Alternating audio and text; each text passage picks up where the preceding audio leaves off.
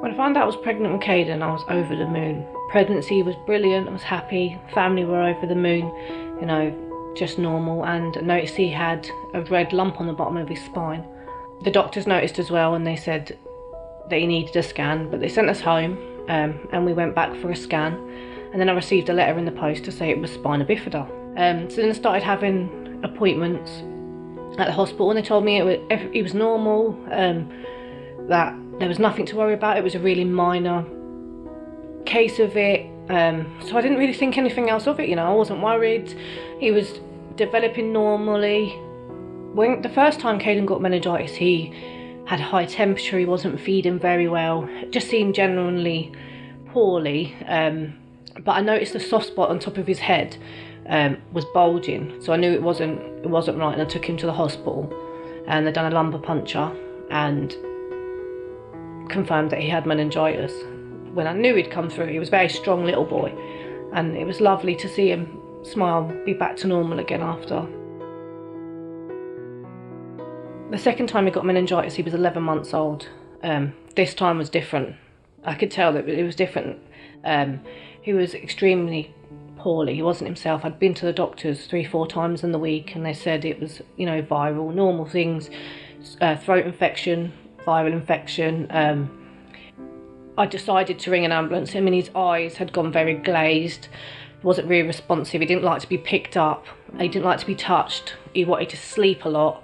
By the time the ambulance had actually got there, which was minutes, I would say, his skin had mottled. It wasn't a rash. It was like a corned beef look on under the skin. It was very scary. It deteriorated very, very quickly. It was like I took one child to hospital. In hospital, he was a complete different child.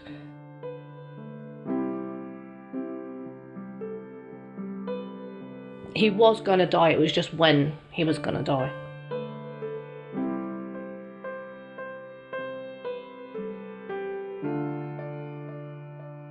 I asked a particular doctor, as a mum, could I have done anything differently? Have I done something wrong? And her answer was, I can't answer that for you. That's heartbreaking. When in the same conversation, she's told you that your son is going to die, that he's going to pass away, there's nothing more that they can do.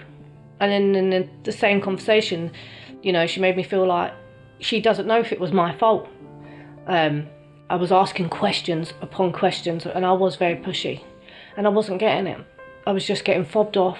They basically told me that if you're not happy with the answers we're giving you, then you'll have to seek them elsewhere. The only way I was going to get any answers is if I went to solicitors. So I went to Hudgell's solicitors, and thanks to them, I got the answers that I needed. I knew he'd had spina bifida, was told it was nothing to worry about. What I wasn't told is that he had an open tract on his spine, at the bottom of his spine, and there was a dermoid cyst further up that should have been investigated straight away and removed. That holds infection. It was only a matter of time before he got meningitis the second time. It wasn't if, it was when.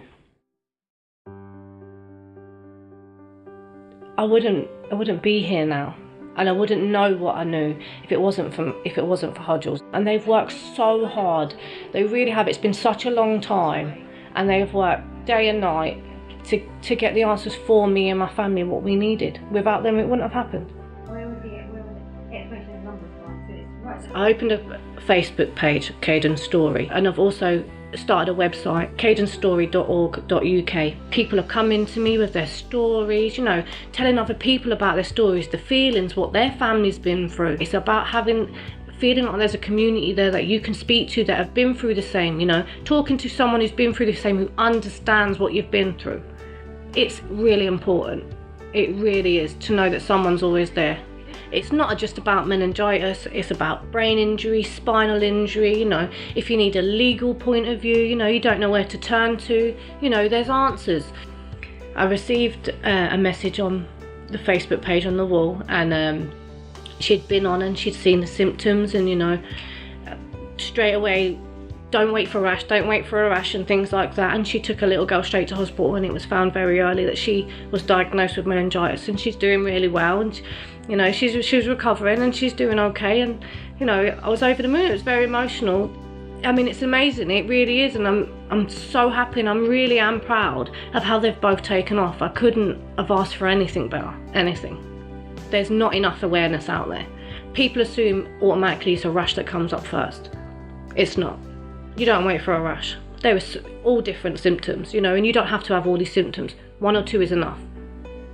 And you got instinct. You take your child, you know, and that could save your child's life.